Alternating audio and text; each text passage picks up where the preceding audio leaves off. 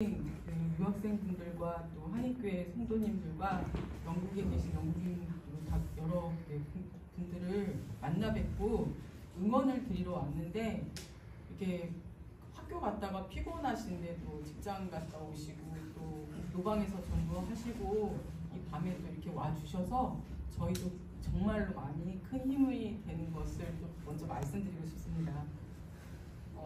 저희도 아침 6시부터 오늘 기도회 하고 노방 전도하고 이 자리에 왔습니다. 예. 20시간 비행기 타고 왔습니다. 오늘은 이제 목사님께서 부족한 저희 간증을 청년들에게 나눠주시라고 해서 두렵고 떨리는 마음으로 준비했습니다. 하나님께서는 내가 다다를 수 없는 높은 기준의 율법으로 나를 죄책감에 빠지게 하시고 뭔가 슬프고 괴로운 일로 나를 옴짝달싹 못하게 하시는 아주 멀리 계시면서 다다를 수 없는 곳에서 나에게 너무나도 무관심한 그 스크루지 같은 분이라고 생각을 했었습니다. 그런데 공동체에서 양육을 받으면서 귀에 꽂힌 담임 목사님의 말씀이 있었는데, 하나님은 100% 오르시다는 말씀이었습니다. 내 생각이 제일 맞고 내가 가장 불쌍하다고 또 제 상처에 매몰되어 자기 연민과 열등감에 사로잡혀 나도 죽이고 남도 죽이며 살았던 제가 무언가 해주옵소서, 다 해주옵소서, 이것도 해주시고 저것도 해주시옵소서, 다 이루어주옵소서 하며 내가 이루고 싶고 하고 싶은 것만 외치며 말씀과 동행하지 못했던 저희 인생에 터닝포인트가 되는 목사님의 잠언이었습니다. 내게 일어나는 모든 상황과 관계가 하나님은 맞고 내가 틀렸다는 것을 인정하게 되기까지, 정확히 말하자면 제가 죄인이라는 것을 인정하기까지 저에게도 3번의 흉년의 사건이 필요했습니다. 첫 번째 흉년은 8살 어린 나이에 부모님의 이혼으로 엄마에게 버림을 받는 배신을 당한 것이었습니다. 그로 인해 다혈질이시고 이중인격자이셨던 아버지 밑에서 여자아이로서 제대로 돌봄을 받기는커녕 학대를 당하며 살게 된 것입니다. 부모님의 피가 제 몸에 흐르는 것이 너무 부정하다고 여겨 팔에 면도칼로 자해를 하며 외로움과 슬픔과 원망에 사로잡혀 아버지로부터 벗어나면 나는 행복할 수 있다고 생각했던 저는 CCC에서 양육받고 협동까지 간사까지 했음에도 결혼하면 교회같이 다닌다는 전 남편의 말에 속아 불신결혼을 했습니다. 이제까지의 억울한 삶을 보상받는 길은 성공하는 것이라 여겨 세무사 준비를 하던 남편을 10년 동안 뒷바라지를 했습니다. 어릴 적 꽤 공부 잘한다는 소리를 듣고 등수내에 있던 저였지만 아버지의 잦은 폭행으로 하루도 눈물 마를 날이 없어 저는 명문대대생이 되지 못해 그러한 열등감으로 이미 석사 학위가 있음에도 불구하고 이대 대학원을 다시 들어가 학력 세탁을 하려고 했습니다. 그렇게 성공을 위해 노력했지만 전 남편의 여직원과의 외도 가출 사건으로 저의 바벨탑은 산산이 무너지며 2번째 흉년의 사건이 왔습니다. 이때도 저는 하나님이 100% 오르시고 제가 죄인이라는 것이 납득이 되지 않았습니다. 왜냐하면 저는 아버지께는 효녀 심청이었고 남편에게는 평강공주였기 때문입니다.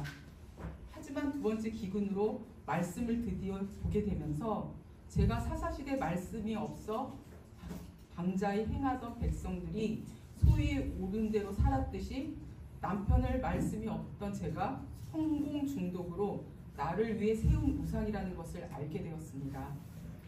그러나 여전히 내가 망한 것을 인정하지 못하고 자기 열심에 불신앙을 내려놓지 못하니 하나님께서는 또 3번째 흉년의 사건을 주셨습니다.